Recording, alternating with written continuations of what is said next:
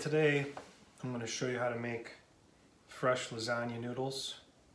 First we're going to make the dough, which is going to be about 2 cups of semolina flour, a couple of eggs, and a little bit of water to get it to the right consistency, and a tiny bit of salt, maybe about a teaspoon, and about a 1/4 teaspoon of baking soda.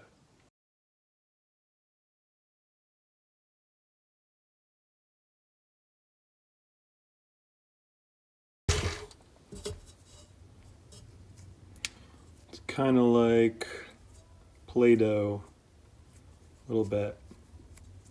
Should look a little bit dry, shouldn't be sticky at all.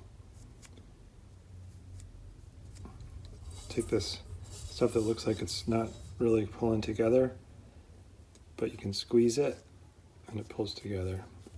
That's exactly the way it should be. Bring it together into a little bit of a ball.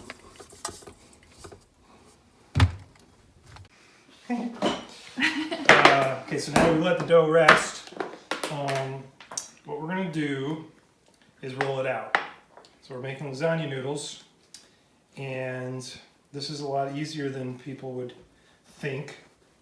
Well, I don't know how you think, but it's a lot easier than it was when I first started, put it that way.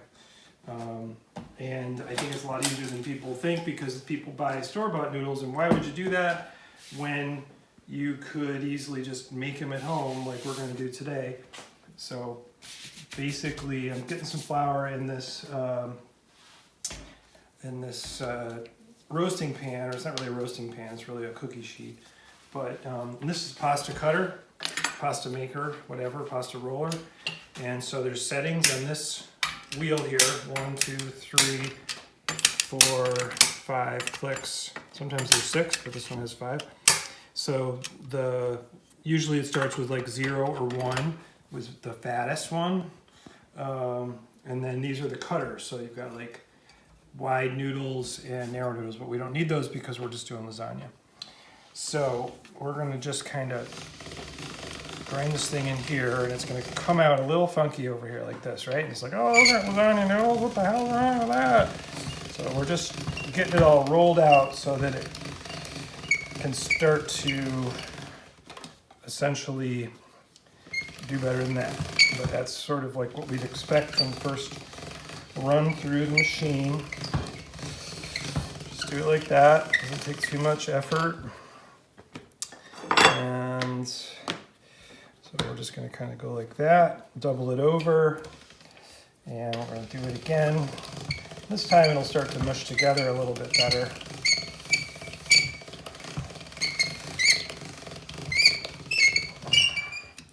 Pull it out like an accordion.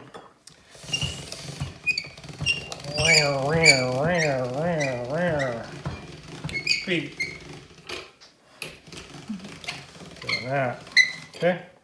So now we're going to keep kind of doing that sort of thing. It's a pastry cutter. I'm just going to cut it out because it just makes it a little easier to not have to deal with huge pieces. Just depends on how it's running. This dough is just slightly dry, but it's fine. It's gonna work. We just have to fold it over a few more times before it starts to congeal. And as you can see, the noodles are starting to take shape and look like something that doesn't have a bunch of holes in it, not all ripped up like when we first did it. We're still on the lowest setting, or the fattest one. The widest one, not widest, but just the most, the rollers are furthest apart. Okay, so now I'm going to put a little flour on each side, probably on this side, because this one still has got a little bit of tearing going on, but I want it to start to slide through the rollers and not sort of like pulled through and torn. So you can see that now, like, both sides are okay. So I'm going to put a little bit of flour on both sides so it starts to get a little slippery when it goes through the rollers. And try it again. This time I'm going to put it on the next setting.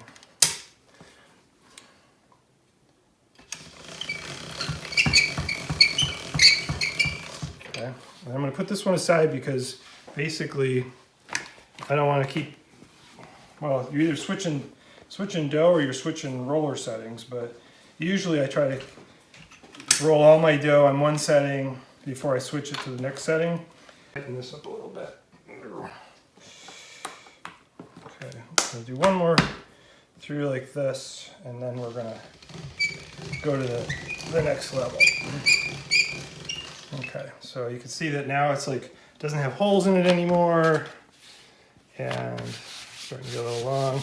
So now I'm gonna put it through onto second setting, which is where this one already is. And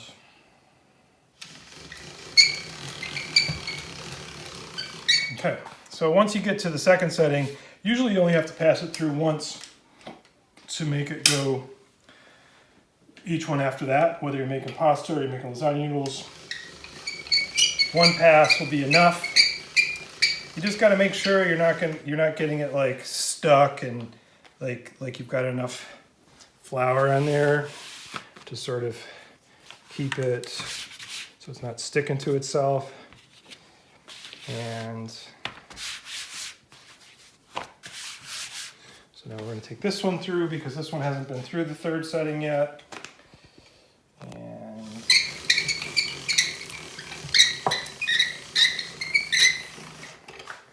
okay, so it's getting a little long, and sometimes I don't like to cut it at this point because I don't know how long how it's going to be in the pan. I'm going to guess that that's going to be a good number here. So this is going to be the last one before it's ready to be, before it's actually a lasagna noodle, which is basically 4. So you can see it's already sort of too long, right? And take this one in there. It's not too long, it's just longer than necessary. Because what I've noticed is it's really nice to have with this pan, you can almost make one noodle per layer. So with this pan, I'm kind of measuring out what's a layer. And if I want to get fancy, I'll make the noodles wide by virtue of obviously using a rolling pin. And so I'll just roll it a little wider so that it actually covers the whole bottom of the pan. And this one's a little funky because it's probably not my favorite noodle because the edges are not really very tight. But that would be kind of like one noodle. And make it a little bit wider. So there we go, there's one noodle's ready to go. I think this one needs another run through the thinger. Okay,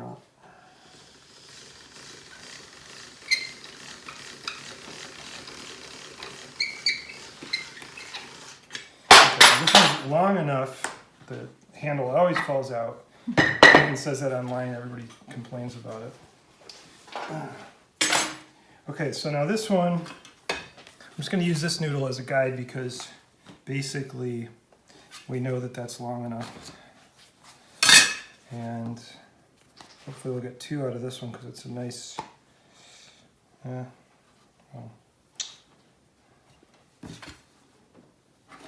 Okay, so we'll take this one, that one's done. This one, cut that off and leave it as scrap. This one needs to be widened.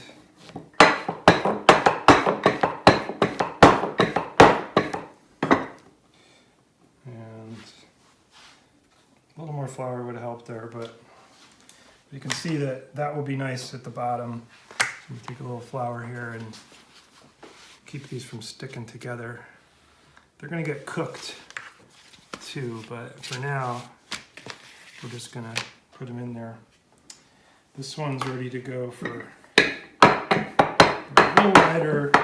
We won't necessarily use all these, but it's good to make enough so that you've got a choice for like which noodles are going to be going to perform best all the way from start to finish. They'll roll out better too if they have some flour on them, because they'll slide on the counter. Oops.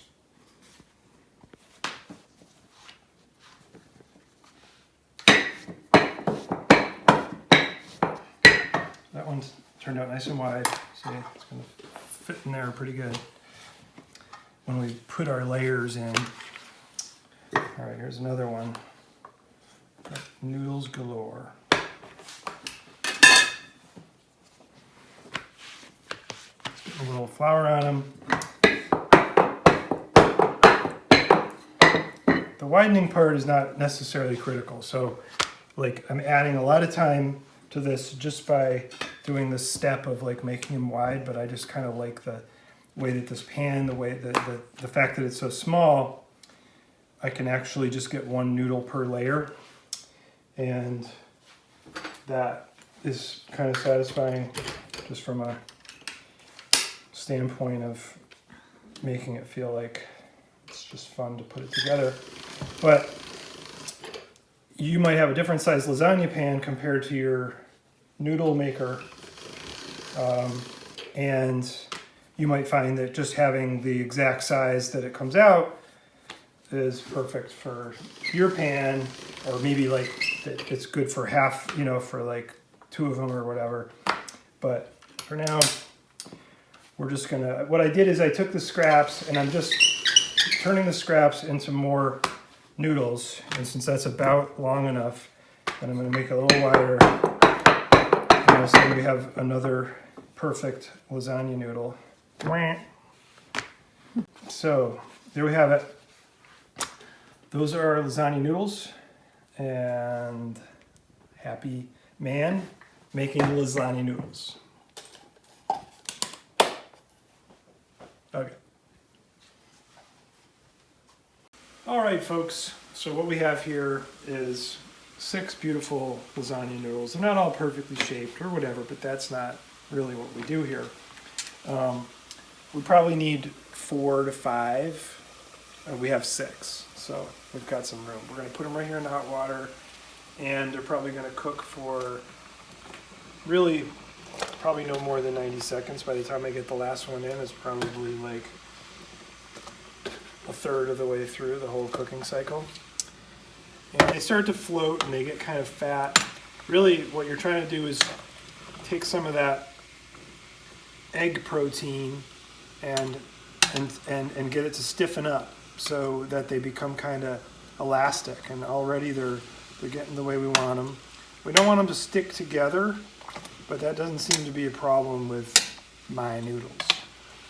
So what we'll do is we'll just let them sit there for a couple more seconds. We're going to start draining them with some cold water so that we can handle the noodles, because right now they're just too hot to handle. Kind of like somebody else we know. Okay. I'm just going to start running some cold water over them, and as much as I can, I'm going to drain them. People are like, "Why don't you use a colander?" I don't really like to like. It seems like traumatic to have the noodles like hit the colander, or to have to be like handled back and forth. I just kind of like to have them in a nice bath of water, because then they don't start to stick together or stick to the oneself. And once the water gets lukewarm, then you can kind of handle the noodles, and they never stick to each other because they're always in this water.